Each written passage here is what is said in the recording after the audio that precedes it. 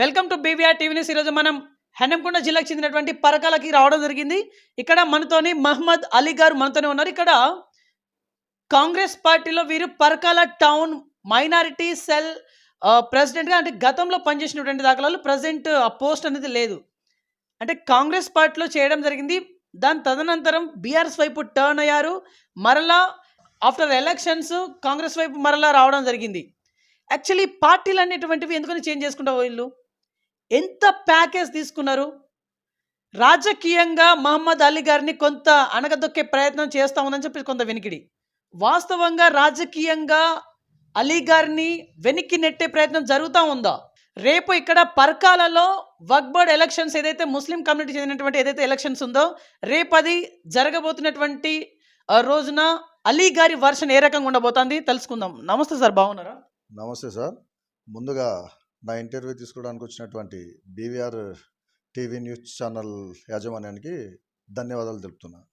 Okay sir, Congress పార్టీలో 9 సంవత్సరాలుగా పనిచేసినటువంటి మీరు సడన్గా, అంటే ఎలక్షన్స్కి ఇంకొక 3 days ఉంది అనగా మీరు బీఆర్ఎస్ వైపు టర్న్ అయ్యారు. ఎందుకు టర్న్ అయ్యారు? ఎంత ప్యాకేజ్ తీసుకొని మీరు టర్న్ అవ్వడం జరిగింది? అయితే గత 9 సంవత్సరాల నుంచి నేను కాంగ్రెస్ పార్టీ కోసం ఎంత కష్టపడ్డానో, పదో పరకో ఎన్ని ఖర్చు పెట్టుకున్నానో అది కాంగ్రెస్ పార్టీ కార్యకర్తలకు తెలుసు, నన్ను నమ్ముకున్న కార్యకర్తలకు తెలుసు, అధిష్టానానికి కూడా తెలుసు. మొన్నటిదాకా ఎవరైతే నాయకులు ఇన్ఛార్జ్గా ఉన్నారో పరకాల్లో వాళ్ళకు కూడా తెలుసు. అలా ఖర్చు పెట్టుకునే నేను వీళ్ళ దగ్గర ప్యాకేజీ తీసుకోవే అవసరం నాకు లేదు. ప్యాకేజీ తీసుకొని ఏదో కడుపు నింపుకునే అలవాటు నాది కాదు. కొన్ని ఇబ్బందుల వల్ల అది ఎవరికి చెప్పాలో కూడా తెలియని పరిస్థితి, ఆ టైంలో కొందరు నాయకులకు చెప్పినా కూడా పట్టించుకోలేదు. ఇంత ఇబ్బంది గురి చేస్తున్నారు, ఫ్యామిలీ పరంగా కూడా చాలా ఇబ్బంది గురి చేశారు. అది నేను తట్టుకోలేకనే వాస్తవానికి అలా పోవడం జరిగింది. ఎలక్షన్ ముందు ఒక 4 రోజుల ముందు పోవడం జరిగింది. మళ్ళీ ఎలక్షన్ రోజు ఎమ్మెల్యే గారికి ఫోన్ చేసి అభినందనలు తెలిపిన నెక్స్ట్ డే మళ్ళీ సరే అని చెప్పి కాంగ్రెస్ పార్టీ పెద్దలే కొందరు నన్ను పిలిపించి, సరే ఇంకోసారి ఇలాంటి పునరావృతం కాకుండా చూసుకోవాలని చెప్పి మళ్ళీ నన్ను పార్టీలకు ఆహ్వానించడం జరిగింది. అది చాలా సంతోషం నాకు. ఓకే సార్, ఇప్పుడు మీ పోస్ట్ ఉందా లేదా? ఇక్కడ మైనారిటీ సెల్ పర్కాల టౌన్ ప్రెసిడెంట్గా ఉన్నటువంటి మీరు ఇప్పుడు ఆ పోస్ట్ ఉందా పోయిందా? అయితే ఆ పోస్టు ఉందా పోయిందా అనేది నాకు కూడా తెలీదు. ఎందుకంటే నన్ను సస్పెండ్ కూడా చేయలేదు. కాబట్టి ఆ పోస్టు నాకు అలాగే ఉంది అని నేను నమ్ముతున్నాను. తదుపరి నిర్ణయం అధిష్టానాన్ని ఉంటుంది. ఓకే, మిమ్మల్ని ఇక్కడ రాజకీయంగా వెనక్కి నెట్టే ప్రయత్నం ముమ్మరంగా చేస్తా ఉన్నారు కొంతమంది అని చెప్పేసి కొంత చర్చలు కూడా జరుగుతూ ఉంది. అది కూడా మీ పార్టీ చెందినటువంటి వ్యక్తులు అని చెప్పేసి. ఇందులో వాస్తవాలు ఉన్నాయా? ఇది ముమ్మాటికి వాస్తవం. ఎందుకంటే నేను ఒక 3 రోజులు పుట్టింట్లో అలిగి అత్తగారింటికి వెళ్తారంటారు కదా, అలా వెళ్ళడం వల్లనే నాకు తెలిసింది నా మీద ఇంత కక్ష సాధింప, నా మీద ఇంత కుట్రనా, అసలు దేనికి చేస్తున్నారు వీళ్ళు నా మీద ఇంత కుట్ర అనేది నాకు తెలియదు. వెనక్కి నెట్టే ప్రయత్నం మాత్రం ఖచ్చితంగా చేస్తున్నారు కొందరు. సరే చూద్దాం, భవిష్యత్తులో దేవుడు రాత ఎలా రాసి పెట్టుంటే ఎవరికి అలాగైతాయి అంతే. ఓకే, వాళ్ళ పేర్లు మెన్షన్ చేయగలరా? అంటే వెనక్కి నెట్టే ప్రయత్నం చేస్తూ ఉన్నారు, వాళ్ళు ఎవరో తెలిసింది అని చెప్పేసి కూడా అంటూ ఉన్నారు. పేర్లు మెన్షన్ చేయగలరా? పేర్లు మెన్షన్ అంటే అది చేయడం కరెక్ట్ కాదు. వాళ్ళకి అర్థమైపోతుంది ఇంటర్వ్యూ తోటి. ఆల్రెడీ అధిష్టానానికి నేను వాళ్ళ పేర్లు మెన్షన్ చేసి చెప్పాను కూడా, ఇలాంటి కొందరు వ్యక్తులు నా మీద బురద జల్లే ప్రయత్నం చేస్తున్నారు అని చెప్పి నేను డైరెక్టు పెద్దలు గౌరవనీయులు ఎవరైతే ఉన్నారో మన ఎమ్మెల్యే గారు ప్రకాష్ రెడ్డి సార్ కూడా నేను చెప్పడం జరిగింది. నాకు సపోర్టర్స్గా ఉన్న కొందరు ముఖ్య నాయకులు, పెద్ద నాయకులు కూడా నేను చెప్పడం జరిగింది. ఇక మిగతాది వాళ్ళు చూసుకుంటారు. ఓకే, ఇక్కడ పరకాల టౌన్ మైనారిటీ సెల్కి మీరు ప్రెసిడెంట్గా గత 2 సంవత్సరాలుగా విధులు నిర్వర్తించిల్లు. సార్ ఏం చేసిల్లు సార్? గత 2 సంవత్సరాలుగా యాజ్ ఏ ప్రెసిడెంట్గా ఉన్నటువంటి మీరు మీ మైనారిటీ సోదరులకి ఏం చేసిల్లు? నేను అధికార పార్టీతోటి, అప్పుడున్న అధికార పార్టీతోటి నేను మైనార్టీ సెల్ ప్రెసిడెంట్ హోదాగా ఉన్నా కాబట్టి అనేక సార్లు మా ముస్లిం సంక్షేమాల కోసం పోరాటం చేసినాం. అనేక సార్లు వాళ్ళని కోరడం కూడా జరిగింది. మా ముస్లింకి సంబంధించి చదువుకున్న వ్యక్తులు చాలామంది ఉద్యోగాలు లేక నిరుద్యోగుల పాలై ఉన్నారు. కొందరు వ్యాపారం చేసుకుందాం సొంతంగా అంటే వాళ్ళకి సరైన స్థలం కూడా లేదు. మరి వక్ఫ్ బోర్డుకి సంబంధించిన స్థలాలు కూడా ఉంటాయి. మరి ఆ వక్ఫ్ బోర్డు సంబంధించిన స్థలాలలో కొన్ని షట్టర్లు వేసినా కూడా ఓ 10 కుటుంబాలు బాగుపడతాయి అన్ అని నేను వేడుకోవడం జరిగింది. వేడుకుంటే అప్పుడు ఉన్నటువంటి వక్ఫ్ బోర్డుకి సంబంధించిన ప్రెసిడెంట్లు అదే టీఆర్ఎస్ పార్టీకి చెందిన వాళ్ళు మరి ఏ మాత్రం దానికి వాళ్ళు సహకరించలేదు ఇప్పటి వరకు. వాళ్ళు ఇంకా ఉల్టా చెప్పిళ్ళు, అట్లా చేయొద్దు ఇట్లా చేయొద్దని వాళ్ళు ఉల్టా చెప్పిళ్ళు, ఉల్టా చేసిండ్రు కానీ మైనారిటీ యువకులకు మాత్రం వాళ్ళు ఏం చేయలేదు. మళ్ళీ మైనారిటీకి సంబంధించినవి చాలా పనులు ఇక్కడ ఉన్నాయి. కబ్రస్థాన్ వాళ్ళ నిర్మాణం కావచ్చు. ఇప్పుడు మా వార్డులో మా 14th వార్డ్ పరకాల్. మా 14th వార్డులో ఆషీర్ఖానా ఉంటుంది. గత కొన్ని సంవత్సరాల నుంచి ఒక 8, 9 సంవత్సరాల నుంచి పీర్ల పండుగ అనేది బంద్ చేసుకున్నాం మేము. దానికి కారణం పూర్తి కారణం గత ప్రభుత్వమే. ఆ వైఫల్యానికి పూర్తి కారణం గత ప్రభుత్వమే. నేను ఎన్నోసార్లు గత ఎమ్మెల్యే గారి దగ్గరికి పోయి వేడుకోవడం కూడా జరిగింది. అయ్యా మాకు ఇట్లా సదుపాయం లేక మేము పండగ జరుపుకోలేకపోతున్నాం. వందల సంవత్సరాల చరిత్ర గల పండగ ఇది. ఇక్కడ మేము జరుపుకునేది మా తాతల ముత్తాతలు కాంచి పరకల్లో భారీగా జనాలు తరలి వచ్చేది ఇక్కడికి. కానీ 9 సంవత్సరాల నుంచి మేము జరుపుకోలేకపోతున్నాం. మాకు ఒక 2 రూములు కట్టియండి అక్కడ అని చెప్పి చాలాసార్లు వేడుకోవడం జరిగింది. మరి ఇప్పటి వరకు అది కూడా కాలేదు. అంటే ఇవాళ చేస్తా రేపు చేస్తా అని చెప్పి నన్ను ఒక 10 సార్లు తిప్పించుకున్నారు.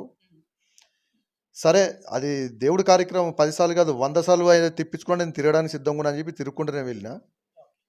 కానీ దాన్ని ఒక ఫైల్ కూడా కదలనీయలేదు. దానికి కారణం కూడా అప్పుడు ఉన్నటువంటి టీఆర్ఎస్ పార్టీలో ఉన్నటువంటి మైనారిటీ నాయకులే. 100కి 100% వాళ్ళే. ఇప్పుడు వాళ్ళే ఏకమై మళ్ళీ ఏదో మమ్మల్ని వక్ఫ్ బోర్డులో మమ్మల్ని చైర్మన్ చేస్తే మేము అది చేస్తాం ఇది చేస్తాం అని చెప్పి పబ్లిక్కి యూత్కి ఏదో ఆశ చూపుతున్నారు. కానీ ఆ యూత్ నమ్మే పరిస్థితులు లేదు ఇప్పుడు. Okay sir, Bharat Jodo Yatra actually ఈ భారత్ జోడో యాత్ర వల్ల మీ కాంగ్రెస్ పార్టీకి మరింత పట్టు అనేది దక్కిందన్నమాట. అది వాస్తవం, అందరికీ తెలిసిన విషయమే. ప్రజెంట్ తెలంగాణలో మనం చూస్తా ఉన్నాం, అధికారంలో ఉన్నారు మీ పార్టీ. అందులో మీ పార్టిసిపేషన్ ఎంతవరకు సాగింది? భారత్ జోడో యాత్రకి నవంబర్ 1, 2, 3వ తారీఖు ఈ 3 రోజులు నేను పరకాల టౌన్ నుంచి పాల్గొవాల్సిందిగా అప్పుడు మా పరకాల కాంగ్రెస్ పార్టీ ఇన్ఛార్జ్ ఎనిగాల వెంకటరామరెడ్డి గారి ఆదేశాల మేరకు ఆ 3 రోజులు వెళ్ళి పాల్గొనడం జరిగింది. 160 కిలోమీటర్లు పాదయాత్రలో నేను నడవడం జరిగింది. అయితే దానికంటే ఒకరోజు ముందు నైట్ అక్టోబర్ 30వ తారీఖు నైట్ 11:30 సమయంలో నా కొడుకు కుమారుడు జన్మించడం జరిగింది. నా కొడుకుని కూడా నేను హాస్పిటల్ని వదిలేసి చూడలేదు వాస్తవానికి. నేను తెల్లారి పొద్దున్న 6 గంటలకి అక్కడ రిపోర్ట్ ఇవ్వాలి అని చెప్పి అంటే నేను నైటే మళ్ళీ హైదరాబాద్కి వెళ్ళి అక్కడ రిపోర్ట్ ఇచ్చి అక్కడ ఐడి కార్డు తీసుకొని 3 రోజులు భారత్ జోడో యాత్రలో నా వంతుగా నేను పాల్గొన్న. రాహుల్ గాంధీ పాదయాత్రలో నేను తిరగడం జరిగింది. ఓకే సార్, ఇప్పుడు అంటే కాంగ్రెస్ పార్టీ కోసమే మీరు అంతా చేసినట్టుగా, అంటే కాంగ్రెస్ పార్టీలోనే మైనారిటీ సెల్ ప్రెసిడెంట్ ఉన్నప్పుడు ఇదంతా చేసినని చెప్పేసి అన్నారు కదా. మీరు ఇంత చేసినటువంటి మీకు మీ పార్టీలోనే శత్రువులు తయారవడం అనేది ఎట్లా చూడాలి? అంటే మీ తప్పిదం ఉందా లేదా? ఇప్పుడు తప్పిదం అంటే నేను లేదే అని చెప్పి అనుకుంటా. ఎందుకంటే ఇప్పుడు ఒక 9 సంవత్సరాల క్రితం కార్యకర్త లెక్క ఉండి ఈ 9 సంవత్సరాల్లో అంచెలంచెలు ముందుకొచ్చే మైనార్టీ సెల్ కార్యదర్శిగా ఉండి దాని తర్వాత మైనార్టీ సెల్ ప్రెసిడెంట్గా ఉన్నాడు. అండ్ దాని తర్వాత పరకాల టౌన్ వర్కింగ్ ప్రెసిడెంట్గా కూడా ఉన్నాడు అని కొందరు అసూయ అనేది ఉంటాయి కదా. అరే మేము ఎదగలేకపోతున్నాం, ఇతను తొందరగా ఎదుగుతున్నాడు, ఇలాగే ఉంటే అధికారంలోకి వచ్చిన తర్వాత ఈయన మళ్ళీ ఏ స్థాయికి పోతాడో, ఇక విని అట్లా అయితే గలవది విని తొక్కాలనే ఉద్దేశం చాలామంది చేస్తున్నారు. అది మాత్రం వాస్తవం. రేపటి ఎలక్షన్ గురించి ప్రజలకు ఏం చెప్పాలనుకుంటున్నారు? మీ వక్ఫ్ బోర్డ్ ఎలక్షన్స్ ఏదైతే జరగబోతుందో రేపు ఇక్కడ పరకాల టౌన్లో, దాని గురించి ఏం లేదు, ముస్లిం సోదరులకి నేను ఒకటే కోరుకుంటున్నా. పరకాల ముస్లిం సోదరులకి, అన్నలకి, తమ్ముళ్ళకి, అందరికీ ఇప్పుడు గత 14-15 సంవత్సరాల నుంచి వాళ్ళు పదవులు అనుభవించినారు. మేము అవకాశాలు ఎంచుకుంటా పోయినాం. మరి ఏమైనా ఒక ఇటుక పెళ్ళైనా తీసుకొచ్చి వాళ్ళు పెట్టగలిగిందా ప్రభుత్వం నుంచి? అటు రోడ్డు మీద చూసుకుంటేనేమో గౌసిబాబు జెండా అలా సర్వనాశనం చేసి పడేసిండ్రు. ఆ? ఈ మసీదులు చూస్తే మసీదులు అది అన్యకాంతకు గురైపోతున్నాయి. మొత్తం అది కూలిపోయే పరిస్థితి ఉన్నాయి. చెప్పుకుంటే అది సిగ్గుచేటు అది. ఒక మసీదు కూలిపోతుంటే దాన్ని ఇప్పటి వరకు పట్టించుకోలేదు వీళ్ళు. మరి ఇప్పుడు వాళ్ళని గెలిపి అని చెప్పి వస్తున్నారు. వాళ్ళని గెలిపిస్తే వాళ్ళు ఏం చేస్తారు? ఉన్న మసీదుని మొత్తం కూలిపోయేటట్టు చేస్తారు కానీ వాళ్ళు మాత్రం ఎటువంటి అభివృద్ధి చేయరు. వాళ్ళు చేసే వాళ్ళైతే మాత్రం ఆ బ్యాంకులో ఉన్నటువంటి 3,00,000 రూపాయలు విడిపించి ఆ 3,00,000 రూపాయలతోటి పని స్టార్ట్ చేస్తే చాలామంది డబ్బులు ఇవ్వడానికి వచ్చేది స్వచ్ఛందంగా వాళ్ళ డబ్బులు ఇవ్వడానికి వచ్చి డబ్బులు ఇచ్చి చందాపరంగా ఇచ్చి దాన్ని ఎప్పుడో పూర్తి చేసుకునేటోళ్ళం మనం. అది ఒకసారి ఆలోచన చేయండి మీరు. నా దగ్గర ఉండే అని చెప్పి ఆయన అంటాడు, ఆయన ఇంకో ఆయన ఏమంటాడు, ఆయన దగ్గర ఉండే అంటాడు. ఇద్దరు కలిసి ఇడిపోయండి అంటే ఈయన వస్తే ఆయన రాడు, ఆయన వస్తే ఈయన రాడు. అంటే వీళ్ళిద్దరి కుమ్ములాట మీరు చూసుకోండి. బయట మన ముందు తిట్టుకుంటున్నారు కానీ లోపల మాత్రం ఇద్దరు జాన్ జిగిరి. అది మాత్రం ఒక్కసారి గ్రహించండి. నా ముస్లిం సోదరులకి ఒకటే నేను అది కోరుకుంటున్నా. ఒక మార్పు తేవాలంటే ఒక్కసారి ఆలోచన చేసి మీరు ఓటేయండి. 10 సంవత్సరాలు వాళ్ళ అధికారంలో ఉండి కూడా చేయలేని పని మేము ఇప్పుడిప్పుడే అధికారంలోకి వచ్చినాం. ఖచ్చితంగా మార్పు అనేది ఎట్లా ఉంటుందో మేము చేసి చూపిస్తాం. ఓకే. ఇక్కడ మాకు ఓటేయండి అని చెప్పేసి మీరు అంటా ఉన్నారు. యాక్చువల్లీ మీకు గుర్తు చెప్పండి సార్ ఒకసారి. మాది విమానం గుర్తు. మా అభ్యర్థి MD Sabir, advocate, senior Congress party నాయకుడు కూడా. నేను దాంట్లో సెక్రటరీగా ఉంటున్నా. కాబట్టి ఒక్కసారి ఆలోచన చేయండి. చదువుకున్న వ్యక్తి, అడ్వకేట్. నేను ఒక మొండిగట్టాన్ని, అది చాలామందికి తెలిసిన విషయమే. ఏమైనా పని కావాలంటే అది పట్టుబడి తీసుకొచ్చి చేసేదాకా నాకు నిద్ర పట్టది. అది చాలామందికి తెలిసిన విషయమే. అది అర్థం చేసుకోండి. ఓకే. రాబోయే రోజుల్లో మీరు కౌన్సిలర్‌గా బరిలో దిగేందుకు రెడీగా ఉన్నారట వాస్తవమా? అంటే కౌన్సిలర్‌గా మీరు యాక్చువల్లీ లాస్ట్ టైమే దిగేందుకు కొంత ప్రయత్నాలు చేశారని చెప్పేసి కొంత వినికిడి. ఆ ప్రయత్నం గురించి ఏం చెప్తారు? ఇప్పుడు రాబోయే రోజు గురించి ఏం చెప్తారు?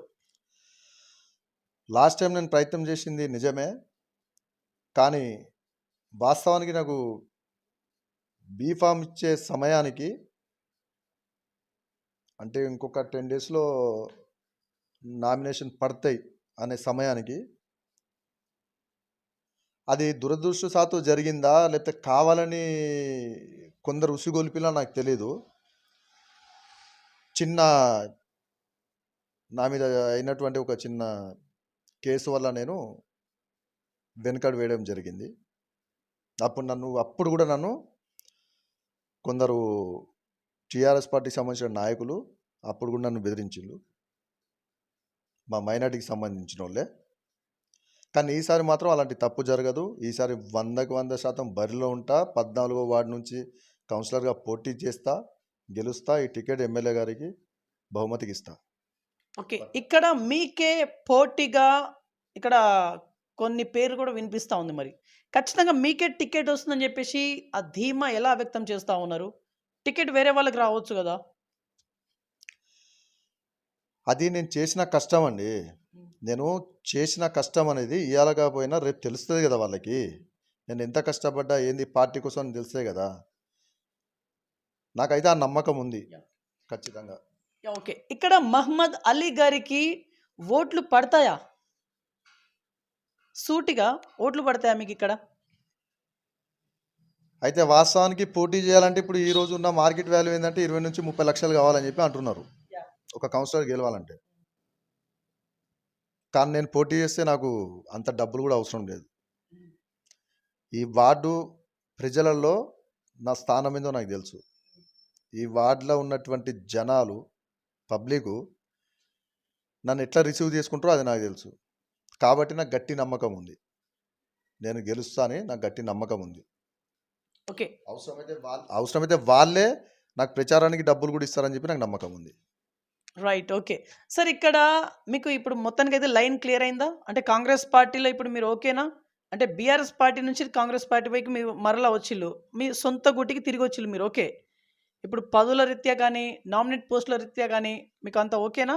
అంటే అడ్డంకులన్నీ తొలగిపోయాయా? ఇప్పుడు అడ్డంకులంటే వాస్తవానికి అడ్డంకులు ఇప్పుడే స్టార్ట్ అయినాయి నాకు.